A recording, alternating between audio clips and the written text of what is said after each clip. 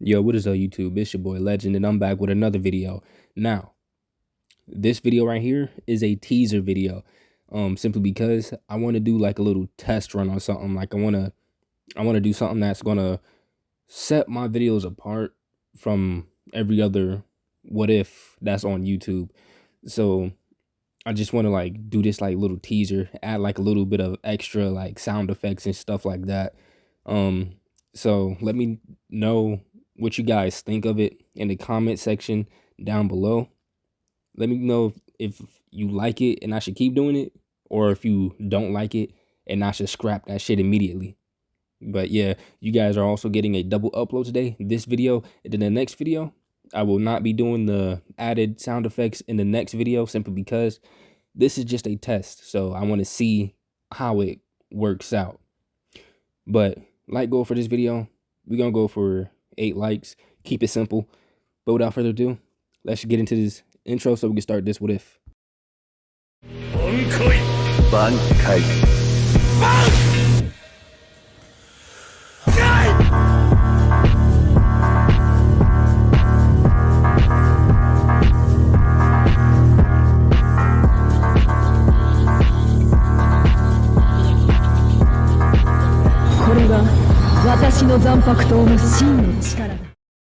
Soifan, I don't have a proper Zangpakto yet. Do you think you can back me up? Soifan nodded. Even though she was a green Shinigami herself, she still had a duty to protect as many people as possible from the immediate threat. Meanwhile, a short distance away, the headmaster of the 13 court guards sat at his desk. His hands were folded and his Zanpakuto lay sheathed in front of him. He could feel the spiritual pressure of every enemy, hollow espada, and a rancor. This was a battle he wasn't going to help in, simply because, to him, all of them were weak. His children, his captains, his grandchildren, the lieutenants, and his great-grandchildren, the soul reapers that were not lieutenants, they were enough to handle the threat that had arrived. With Byakuya, he looked up at the giant Menos Grande with no fear. The giant hollow looked down at him as it opened its mouth, a red light emitting from it, signaling the start of a zero. Byakuya raised his Zanpakuto, so the flat side was in front of his face. Scatter, Senbon Sakura. Byakuya twisted his wrist, now showing the blade of his Zanpakuto as it parted from the hilt in the form of pink flower petals. Back with Naruto and Soifan, the two worked around each other like clockwork. Naruto played the role of anchor and showed optimal defense and sometimes graceful offense with his Kido spells. Soifan played the role of fragger. Her small stature allowed her to move faster. She was lighter on her feet and she was faster. She was able to provide offense and back off at a moment's notice. Soifan was thrown back by Yukiora and caught by Naruto. Baragon, leave. I'll take these two myself. The king of Hueco Mundo scoffed as he began to walk. Don't get yourself killed. Yukiora took a step before he vanished. Naruto then heard a few buildings collapse. As he turned to see Soifan missing, he figured that she must have been thrown through the buildings. Naruto then blocked as his wooden sword was cut clean through, causing him to jump back.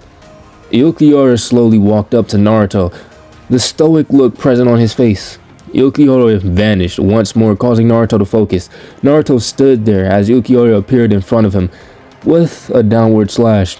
Naruto thought back to the memories he had, how he trained as a shinobi, his rivalry with Sasuke, the constant fights the two of them had, his training with Pervy Sage, him learning Sage Mode, his fight with Pain, the 4th Shinobi War, the last fight that he had with Sasuke, his fight with Toneri, how he and Sasuke beat Momoshiki, and finally how he killed Ishiki.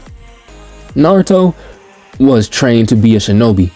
He may not have chakra, but he still knew the taijutsu that he'd honed for 25 years, so he would use it. Naruto grabbed Yukiora by the wrist, slowing the momentum of the blade as the ground cracked underneath the two of them. Yukiora rose an eyebrow, and Naruto swiftly disarmed him. Naruto then punched Yukiora in the face, causing both of them to slide back. Naruto was taken aback, but he didn't let it show. Never has he hit someone and he was blown back from the hit. Off in the distance, in the barracks of Squad 4, Unohana looked out of the window. If she were her old self, she would be out there fighting with everyone. She watched as Byakuya swiftly dealt with the Menos in the distance. She watched as multiple buildings collapse, most likely someone being thrown through them. Bankai! Danguren Hirumaru! Unohana turned and looked out of another window to see the captain of Squad 10, Toshiro Hitsugaya, fighting against some skeleton-like Espada. Smoke poured from the mouth of the Espada as the two stared at each other, glaring at each other. She could hear other fights going on, mainly Kenpachi as he laughed while cutting down hollows. Back with Naruto, he was kneeling on one knee. The guy he was fighting was far stronger than both Momoshiki and Ishiki. Ukiura only had a few scratches on him, while Naruto looked like he was ready to pass out. Naruto gripped the chest portion of his kimono as he breathed. Ukiura walked to Naruto. I must say, you are strong. If you were an actual Soul Reaper, you would actually have a chance of killing me. But even without that, even with you only using your fist, you still damaged me. Naruto then ripped off the top half of his kimono and threw it in Ukiura's face. He then shot towards him and extended two fingers to Ukiura's face. Hado number 4. Byakure! Ukiura slapped Naruto's hand away as the Kido spell went off into the sky. Ukiura then placed the hand to Naruto's chest as a green light began to emanate from it. Zero. Naruto was hit at point blank range as the blast launched Naruto far, sending him crashing through many buildings before he finally came to a stop. Naruto heard a bunch of frightened screams as he stopped crashing through buildings. He felt like he would die. It hurt him to even move. He had deep gouges in his flesh from the Zero. Blood ran down his mouth and wounds. Naruto slowly sat up and in a pained groan. He looked around to see many other Soul Reapers looking afraid. He wanted to scoff, but his throat didn't allow it. The only one who was not afraid was the captain, who looked calm. Too calm. Naruto's head then snapped towards the hole that he had came through as Ukiura appeared. This next attack will be the one to kill you. He then raised his hand as a blue light began to show. Ukiura then felt a hand on his shoulder. He turned to see Berrigan. We are leaving. All of my underlings have been cut short. We are the only two remaining. Ukiura nodded, not really caring. He lowered his hand as the light emanating from it vanished. Naruto began to stand with the help of Squad 4. Oh, I'm not done with you just yet. Naruto looked up to see the same blue light on Ukiura's hand. Grandure Zero. Naruto stood there. Did he miss? He didn't feel any pain. The right side of his body felt cold as he heard the sound of something wet hitting the ground. He slowly looked over. Everyone was quiet. They looked at the sight in shock. Naruto's arm was across the room. Blood poured from the wound, forming a puddle on the ground.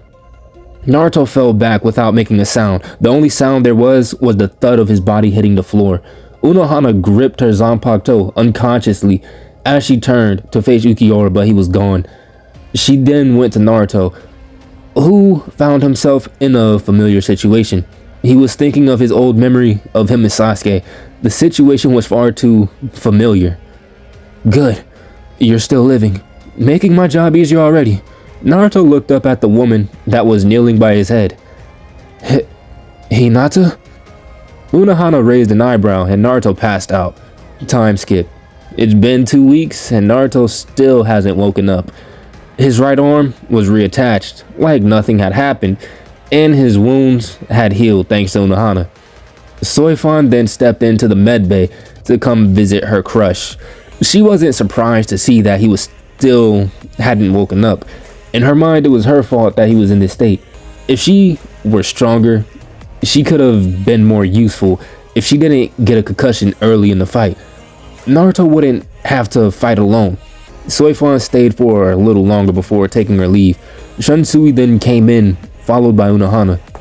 Shunsui, why have you come here? Isn't it obvious? I'm here to visit the new guy. Unohana looked at the prone blonde that lay on the bed. You mean Naruto? Shunsui waved her off as he sat next to the blonde in bed. Did you see him fighting, senpai? Unohana shook her head no.